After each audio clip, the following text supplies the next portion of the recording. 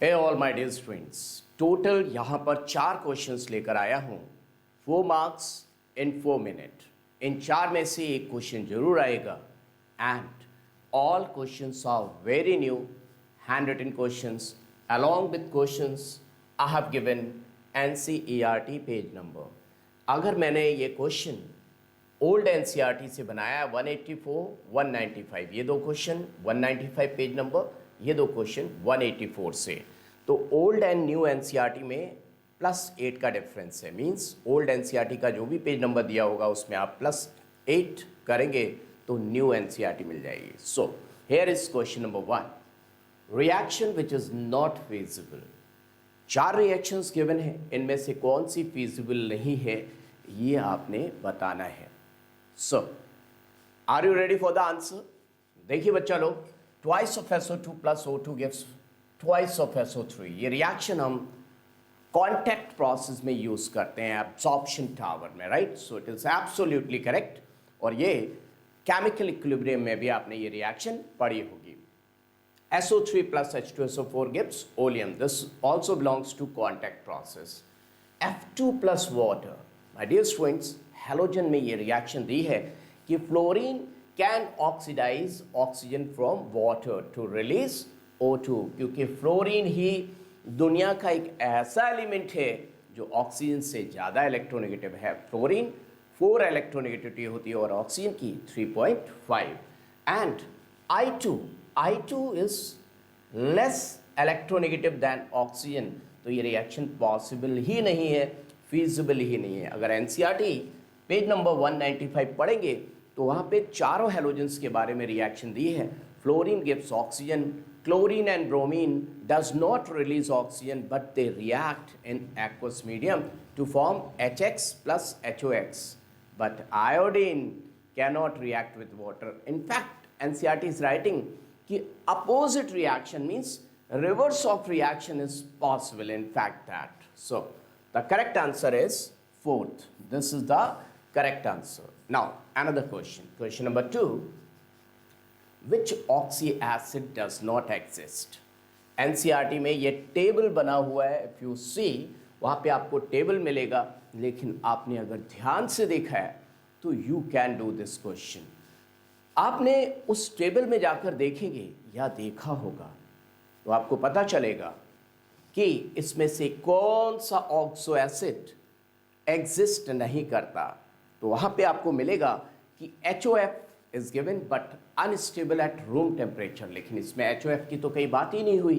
तो याद रखिएगा, क्लोरीन के चारों फॉर्म एग्जिस्ट करते हैं, हाइपोक्लोरस, क्लोरस, क्लोरिक, परक्लोरिक, लेकिन ब्रोमीन एंड आयोडीन के हेलस एग्जिस्ट नहीं करते।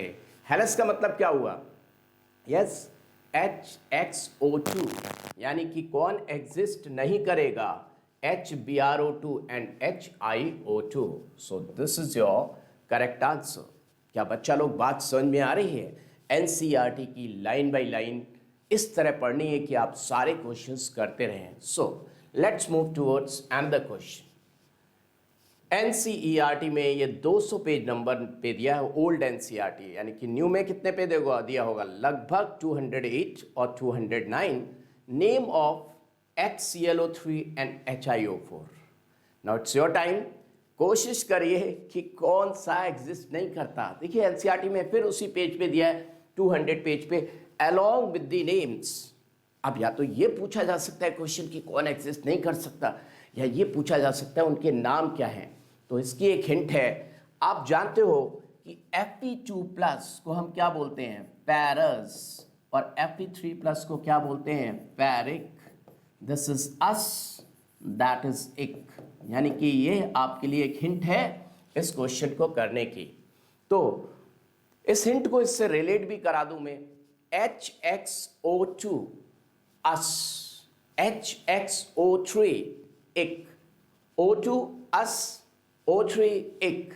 तो आप बताइए कि क्या नाम होगा?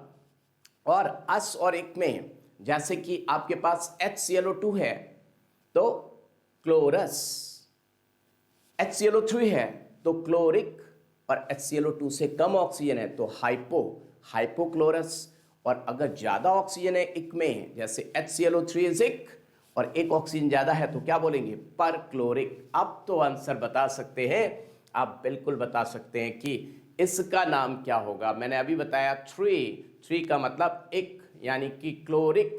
क्लोरिक कहाँ लिखा है इनमें, सिर्फ एक जगह लिखा है क्लोरिक। और ये देखिए हाइपो की पर, क्योंकि एक ऑक्सीजन ज़्यादा है तो पर iodic acid, so this is the correct answer. ये देखिए ये तो बेकार था, ऑक्सैलिक एसिड तो हो ही नहीं सकता था, पर क्लोरिक हो ही नहीं सकता था। O3 है, HClO4 होता तो पर क्लोरिक होता, और क्लोरस एसिड तो हो ही नहीं सकता, क्लोरस कब होता, यस HClO2, यानी कि HOClO होता या HClO2 लिखा होता तो होता। नाउ द फोर्थ क्वेश्चन, बेहतरीन question, wow, this is from, either you can say from periodic table or you can say from D block।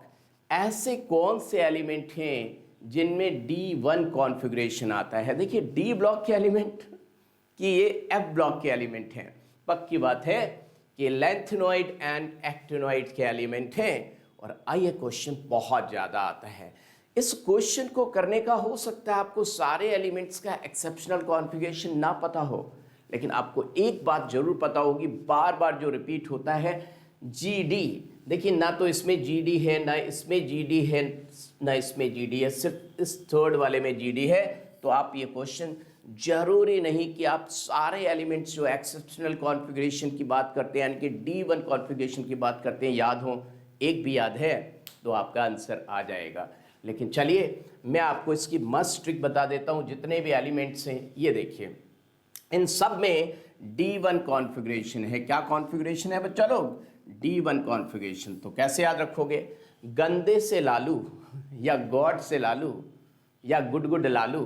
ये देखिए गैडोलियम बहुत बार आया, बहुत बार, और सीरियम, ल्यूटेटियम, लेंथेनम तो होता ही है, खैर यहीं से स्टार्ट होता है। और गंदे से लालू की सीएम, गंदे से लालू सीएम, गंदे से लालू बने थे सीएम, उनकी लड़की ना पाऊं। भैया हमें शादी नहीं करनी है, उनकी लड़की ना पाऊं। कोई बंदा कह रहा है, फनी जोक है, गंदे से लालू की सीएम बने, जो गंदे से लालू सीएम बने, उनकी लड़की ना पाऊं, मैं ना पाऊं भाई से। How was the question.